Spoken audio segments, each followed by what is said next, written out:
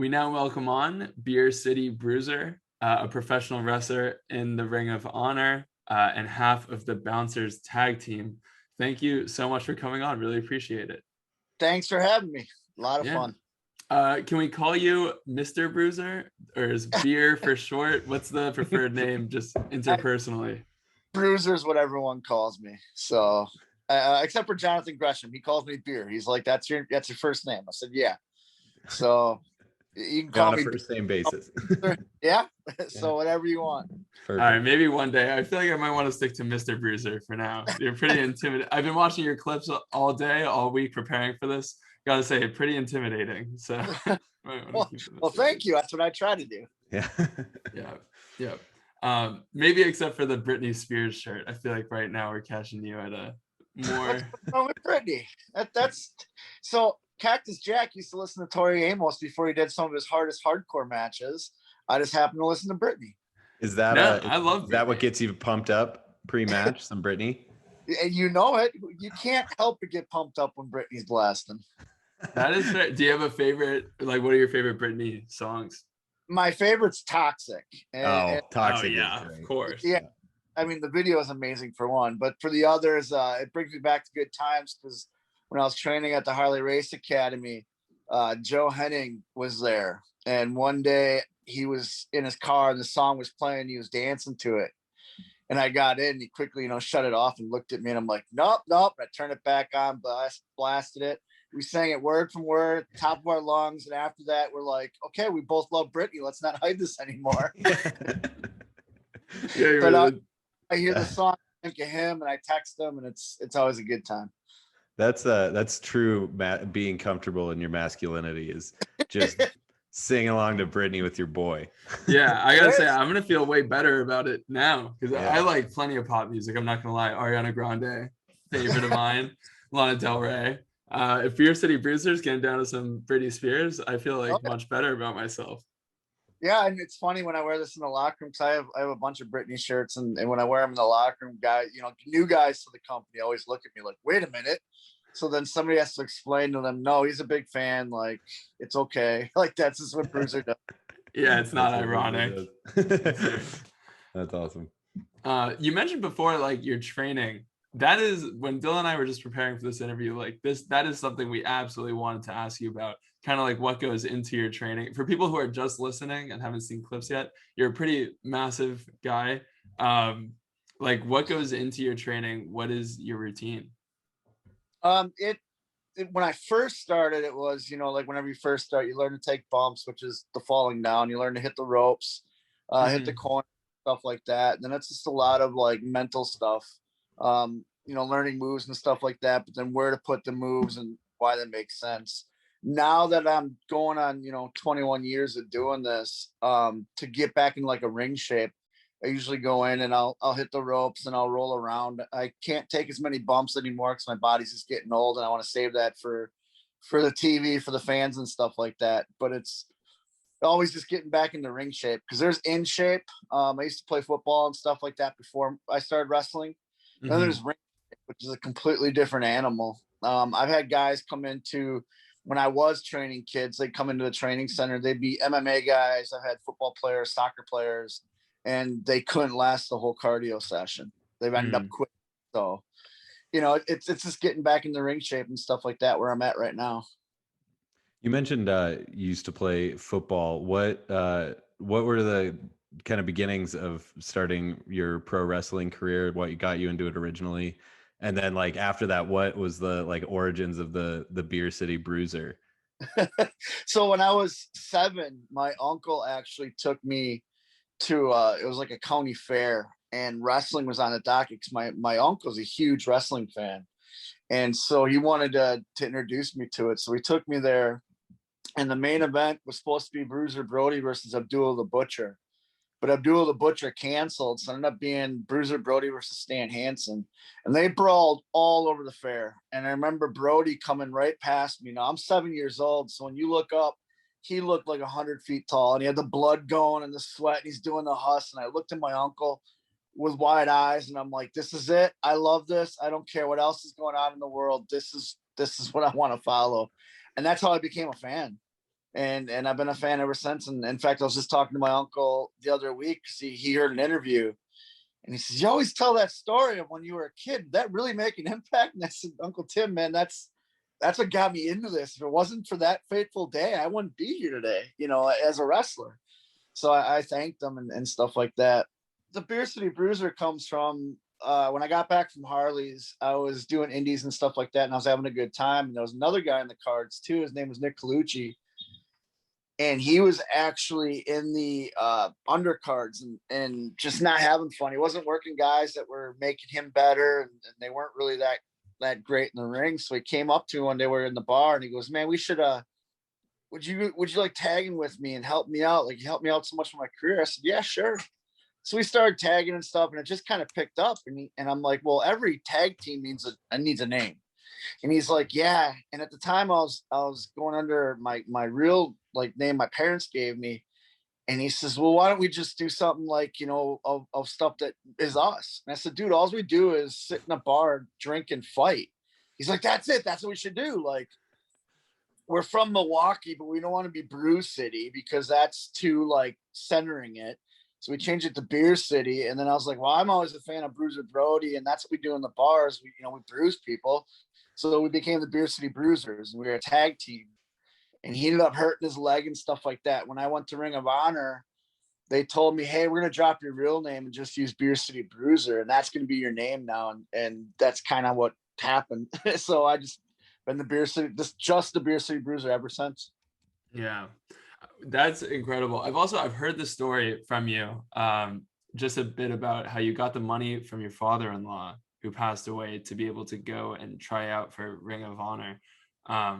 And it sounds I mean, not to be cheesy, but it kind of sounds like destiny for you to get to this point and be who you are now. But I imagine those early years of trying to get it going, like you were describing, like being on the undercard, like trying to get noticed, must have been pretty kind of grueling, I imagine. What was that like, just day to day trying to become a full-on professional wrestler? It was a hustle. I always call it the hustle because you're constantly emailing promoters, you're constantly trying to find out what you can do and trying to get booked on companies that mean something and stuff like that. And real early, I was lucky, but real early on in my career, a guy named Trevor Adonis, who originally started training me, he told me, he goes, "In professional wrestling, no doesn't mean no. It just means not right now." Because promoters are like vendors at a fair or something like that, where they have a bunch of flavors of ice cream, and it's whatever flavor they want, that's what they're going to book. So you just got to wait till your flavor's up. And I was like, okay. So, you're doing it and you're just trying to get booked as much as you can. And I was wrestling every weekend from, Thursday through Sunday, just trying to get my name out there. And then training with Harley was, Missouri's 8 hours away from everything where Harley's school was. So I was doing the training, wrestling the Harley stuff, then getting in a car, driving to some promotion to work, hoping to get looked at and, get noticed by one of the big companies. Yeah. So, you hear no a lot, you get used to that, but you got to keep telling yourself, don't get discouraged, keep your eye on the prize and stuff like that. And I remember, before my father-in-law passed away, my wife and I sat down because I came back from an ACL surgery. And she goes, "All right, you're getting older. Let's put a time limit." I said, "All right, 1 year. If I don't have a contract in 1 year, that'll be it. I'll hang up the boots and I'll be done." And then he passed away during that year.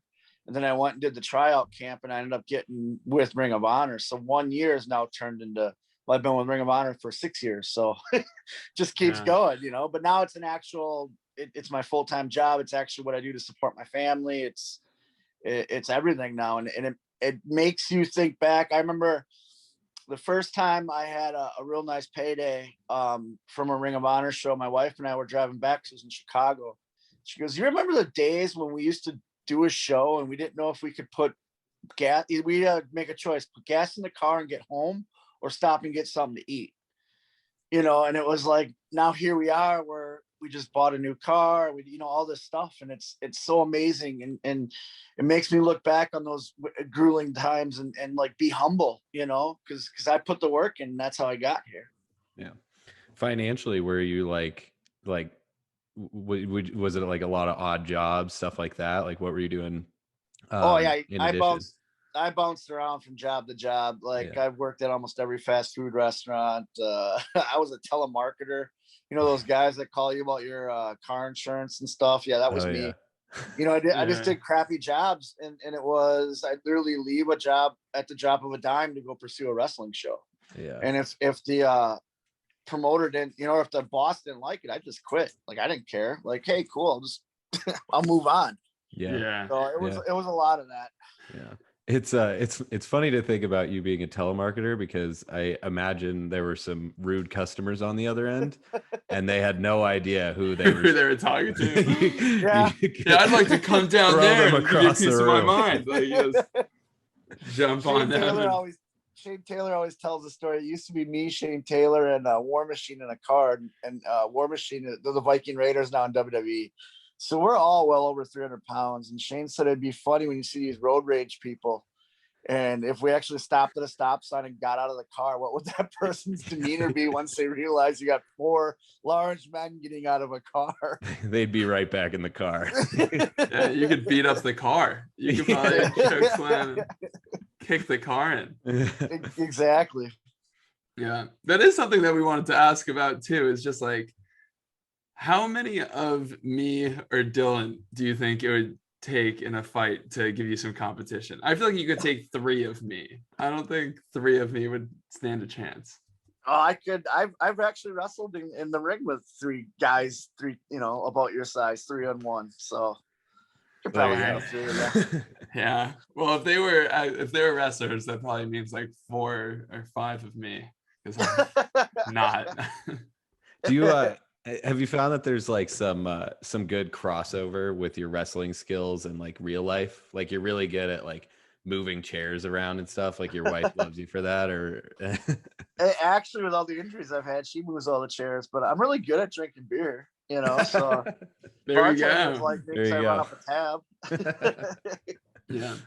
When it comes to injuries, like I know, like you mentioned before, you had the torn ACL. I also saw it like your first fight in the Ring of Honor, and you still had the brace on and everything.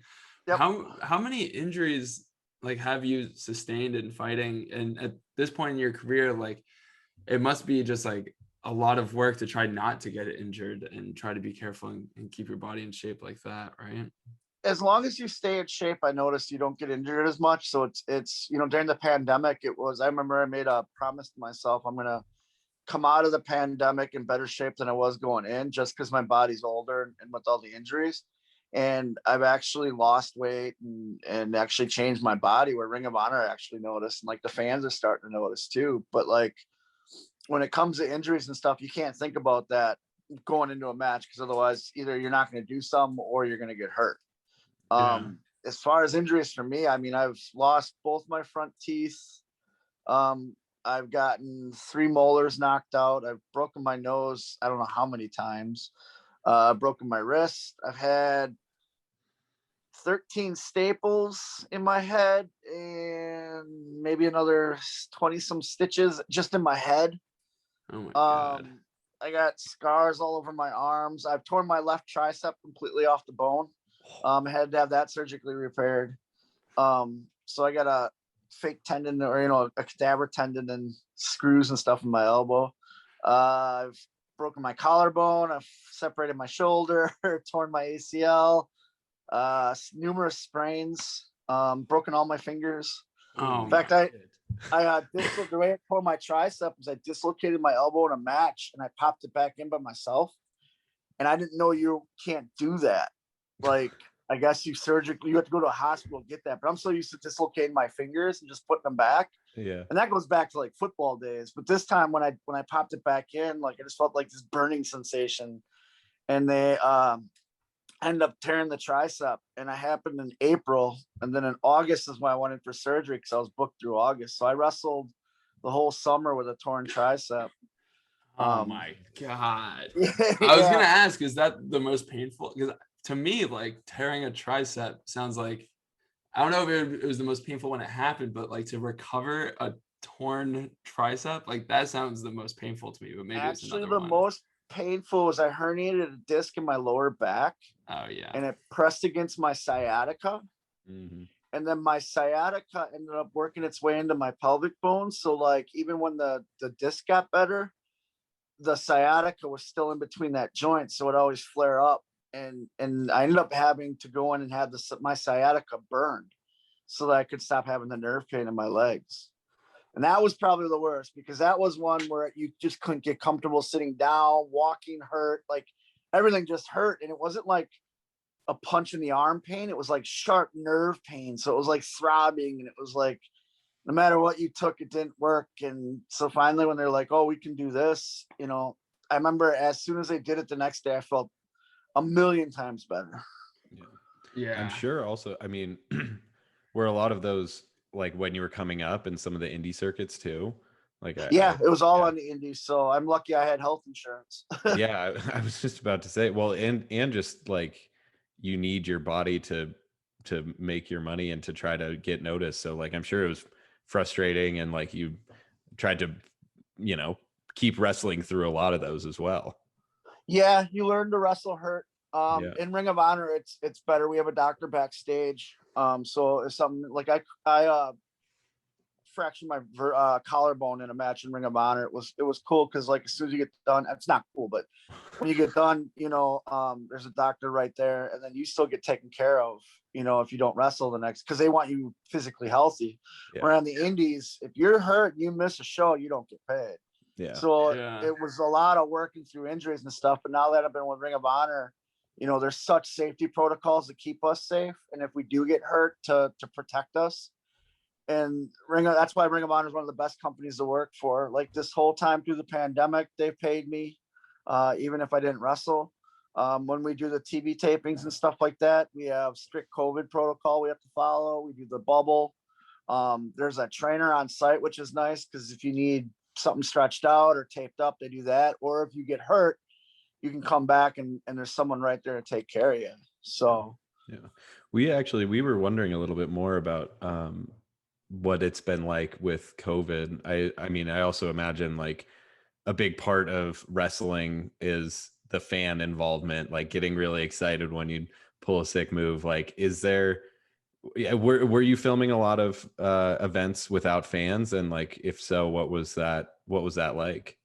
It took a while to get used to. I remember when everything first started shutting down, we were in Vegas and we didn't know what was going on because it's before the quarantine and all that, but they canceled the shows and they said, we're going to film just a couple matches with no fans just to see A, how to film it, B, how you guys feel doing it, and C, how it looks on camera. So we did that. And a lot of the guys were like, okay, we don't know. And then when everything shut down, quarantine, they had a meeting with all of us if we wanted to wrestle. Because like obviously WWE was still wrestling, Impact was still wrestling, and they wanted to know if we wanted to do that. And a lot of the guys didn't feel safe because nobody knew what was going on. Yeah. So they shut everything down. And then when we started back up again last August, all these protocols were in. So that's where the bubble comes in and all that, the testing and all that. And then I remember the first time I went out to the ring, you know, you're doing your normal thing because they tell you, hey, work for the cameras and work for the TV audiences, you know.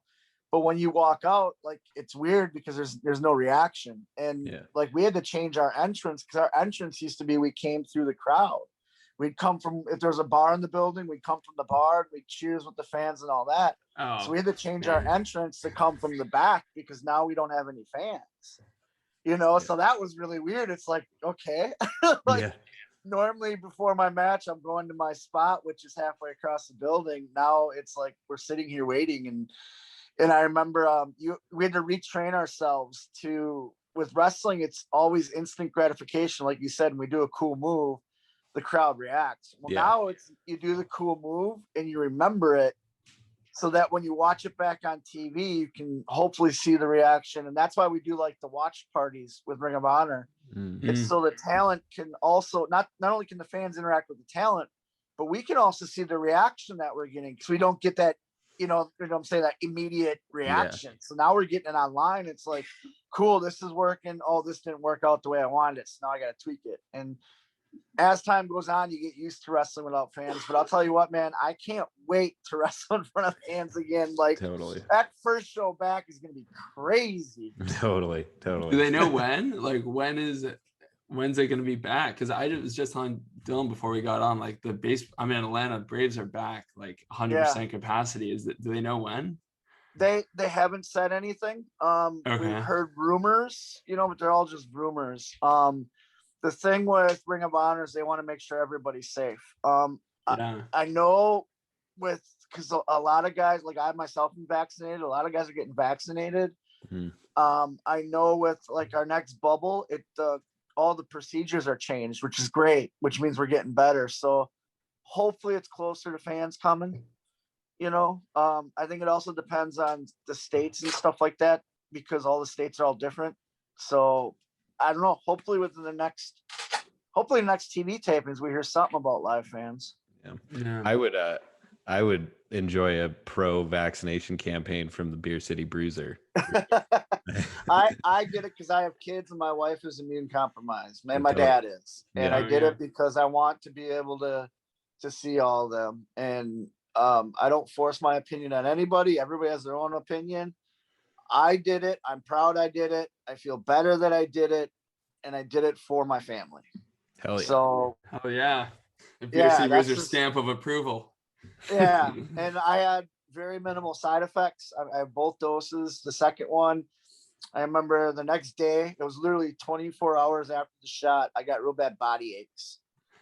But no fever, nothing else. My wife got the fever and stuff. And then I remember, so I got the shot on a Monday, and the Tuesday I started having the body aches. I went to the gym that night. I was like, okay, I'm not feeling this. And the next morning I got up and went to the gym, and that's where like fatigue set in. But I think that's just because I was body achy all the night before, Totally. Yeah. But didn't miss a day in the gym. So hell yeah. Hell yeah. The grind never stops. Okay. Can we talk about the gym? So what do you do when you're in the gym? Like lifting weights? Well, first of all, what do you do in the gym? Like, what's a normal gym routine for you? It is completely different than when it was 20 years ago. Because when it was 20 years ago, it was all about putting size on and mass and be as big as possible. Yeah. Well, now that I'm older, it's all about preserving the joints. And so I do a lot of yoga. I do a lot of it's actually lightweight, high reps, not circuit training. It's more like going through the motions as I can. A lot of cardio, and then a lot of like pre-stretching and post-stretching, which I had never really done before. But after all the injuries that I've had, I found that helps out a lot. So it's usually yoga before the gym, nice stretch, ice, sit in my favorite chair, which I'm sitting in. So do you do the beer chug cigar chomp on the way to the gym too? Like I sure do. I sure do. And I have a nice 6-pack with me in the gym while I'm lifting. So, you gotta stay hydrated. You got lift and stay hydrated. You got it. And it's a light beer, so I'm not putting any calories on. Yeah. No, it's efficient. Yeah. Drink light beer, do cardio, losing calories. Yeah. Exactly. Yeah. And I'm only chewing the cigar, not smoking it. So it's okay for lung cardio. health is fine. Exactly. How did you come up with the cigar chomping bit? That was legendary. That was actually Steve Carino who did that. So when I debuted in Nashville for the Top Prospect Tournament, all I had was black trunks. And Steve Carino goes, "Man, are you a fan of the Crusher, who's from Milwaukee?" I says, "Yeah, of course, I'm from Milwaukee. Why wouldn't that be?" He goes, "You should pay tribute to him. You should go out with a cigar and go out with a keg." I said, "All right, cool, I'll do that." Now, I don't smoke cigars. I never have. So my buddy, I said, "Hey, man, I need you to run to get me a cigar." And he ran and looked everywhere, and he couldn't find him. And he came back with this old, nasty, like 3-year-old cigar that was dry and gross. So as I'm walking to the ring the first time, I got like the tobacco in my mouth. So I start chewing and all that and doing the whole thing. And after the match was all done, Ring of Honor's like, "Man, you chewing on that cigar was perfect. Like, you need to keep that." And I was like, "Oh, okay." I have to do this every time now. Yep. So now that's why I come down with the keg and I'm chewing on the cigar. So yeah. Sorry, go ahead. Sorry, go. No, what's the technique for the cigar chomp? Do you go like Do you do it the same way every time? First of all, I imagine like you kind of have a process. Do you Oh, go yeah. like mouth size bite? Do you try to get halfway? Do you just chew and spit? Like, what's the whole technique there? See, you don't have to break it up. It's just chewing on it like like a piece of jerky or something like Oh, that. okay, you're just chomping on it. You're just chewing. Yeah. Okay. Yeah, I have had cigars that I've chewed so much that they've gone through it. I just threw them to fans. Oh my gosh. There's one of the matches that I just did with Mike Bennett. If you watch, I throw the cigar as I run to hit him, and the cigar actually lands on the mat, and we actually fall on it one time, and it spreads all over the ring. That's awesome. I imagine catching your cigar when you come out and throw it out has to be better than catching like a baseball at a Yankees game. Yeah. In my mind. That's like Get one of those one like thing. Get one of those little like cases and put it up in your house, like with all your memorabilia. There's actually a guy who was on the Jericho cruise that caught a beer can that I came to the ring with and my cigar, and he has them in a case. He took a picture and sent them to me on Twitter. That guy. And he was like, "Man, I remember this from the cruise," and I was like, "Man, that's awesome." And I guess like awesome. I was in the elevator with him and I signed it, and like there was a podcast people that were in there, and I did the podcast like a year later, and they're like, "We knew you were a good person," and they said that time. And I was like, I didn't even know that happened. And then that night is when I got the tweet from the guy going, "Oh, here they are," and they're in like this case, and I was like, okay, cool. That's awesome. Like awesome. I love that. Yeah, that is so cool. So you want to go? No, go ahead, Dylan. I was just gonna say, so we were looking up some of your signature moves, and found a little list of them. So the list that we got, we can see if our sources were correct here. And I also just love these names. So we got the sit out choke slam, the frog splash, the cannonball, and the scoop brain buster. Would you say that like those are your 4 signature moves? Yeah, the scoop brain buster, I think they're referring to is I do like a Sister Abigail DDT is what it is. Okay. So either way, the person's getting dumped on their head. How did you come up? How did you decide on those being like? What was the process for that?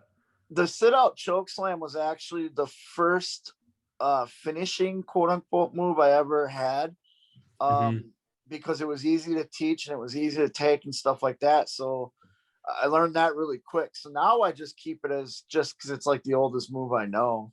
The frog splash actually came when I was by Harley. We had a challenge. He challenged all the guys over 300 pounds to do a splash off the top rope. And I was like, well, not only am I do a splash, but I'll do a frog splash. Like I'll throw my arm, everything out. And I did it. And like Harley loved it. So for a while I'd gotten rid of it on the indies and stuff when I moved back. And I did when I did Ring of Honor, there was a match against War Machine. And they're like, hey, it'd be really cool if you could hit something off the top rope. I said, well, I used to do a frog splash. And they're like, yeah, do that. And he was farther out than I ever had somebody. And I ended up hitting it almost like perfectly. And everybody freaked out. So that became my finishing move in Ring of Honor for a bit. And then with the cannonball is usually done off the apron. I used to do it in the corner, but everybody does that. So I do it when I run off the apron. I'll do it to a guy on the floor. And that came because I used to do the cactus elbow off the apron where you jump off and drop an elbow. And Mark Briscoe already does that in Ring of Honor. So they were like, hey, you can't do that here. I'm like, well, what else did Cactus Jack do? And he did that. So that's what I started doing. And then the DDT came because I was the fake Bray Wyatt at a WWE show. And it went over really well. He's like, hey, man, you should use my finishing move and make a twist. So I ended up throwing the DDT with it. And that's my new finisher now in Ring of Honor. Yeah. I got to say, I like the frog splash the best. The whole thing kind of feels to me like one of my bad drinking nights. Just you're dealing with the bouncers, you get your brain busted, you get the choke slam. It's like just a bad night out at the bars, dealing with people you shouldn't be dealing with. But I love it all. It's awesome. Well, thank you. I'm curious. Have you had much experience doing like a traditional cannonball in a pool? And if you have, how much water did you get out of the pool? When I grew up, we used to have a pool in the backyard. So we used to have cannonball and can openers and cherry bombs and all those contests back when we were kids. So And I'm sure you crushed it.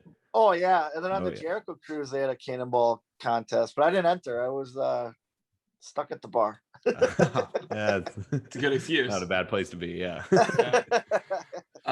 Before we let you go, and thanks so much again for joining us. This was just an awesome, fun, fascinating interview. Really appreciate it.